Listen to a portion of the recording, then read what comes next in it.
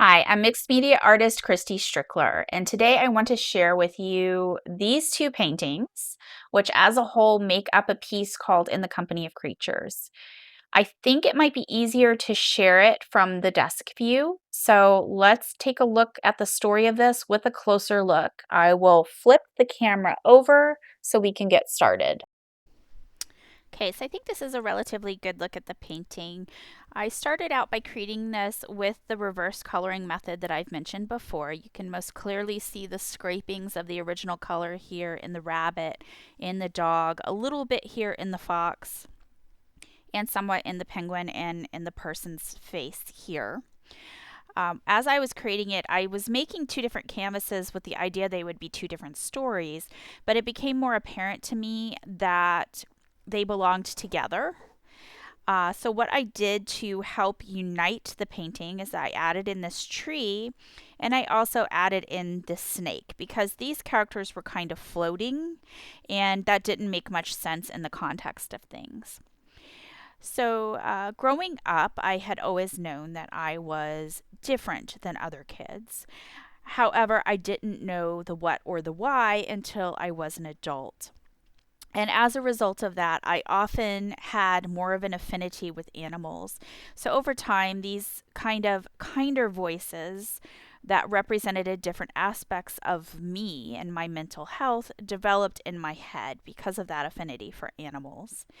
So this painting has become symbolic of that, that I often feel more at home, more comfortable in the company of nature and animals than I do often around people.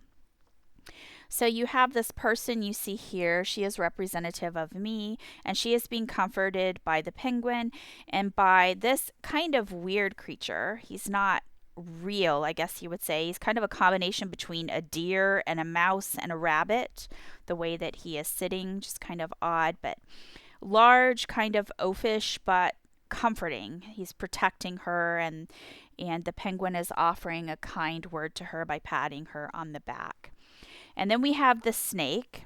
I wanted to use the snake and show it in a kinder form to show how a lot of people misrepresent it as an animal. A lot of people find snakes to be intimidating and scared, which is sort of, or I should say scary, but it's sort of how I felt as a kid. Like there was something that was different and people couldn't quite detect it. And so they treated me like that, like I was a little different and scary. But in this case, the snake is carrying these other creatures.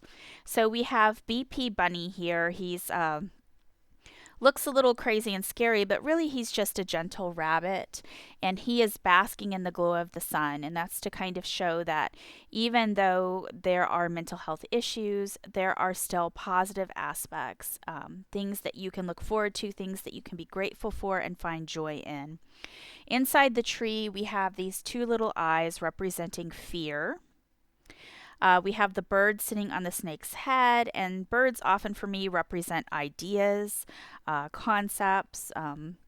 So this bird is again looking towards all of these here, sort of taking stock of all of the different feelings and emotions that she is having. We have the tree with a lot of colorful leaves representing all the different thoughts that she is constantly under the shade of here in the tree. We have Depression Dog dealing with his sadness. He's a little bit mopey. And then we have the fox here who represents overthinking. Often foxes are depicted as wise creatures, but sometimes even the wisest of creatures can overthink. And this represents when I am overthinking. So, again, put together, I added in some of the blades of grass and other things here to try to just give it some unity and balance. Because often when I am creating these paintings from the reverse coloring method, I'm starting it from the paint scrapings and what I see inside the scrapings, kind of like a child looking at images in the clouds.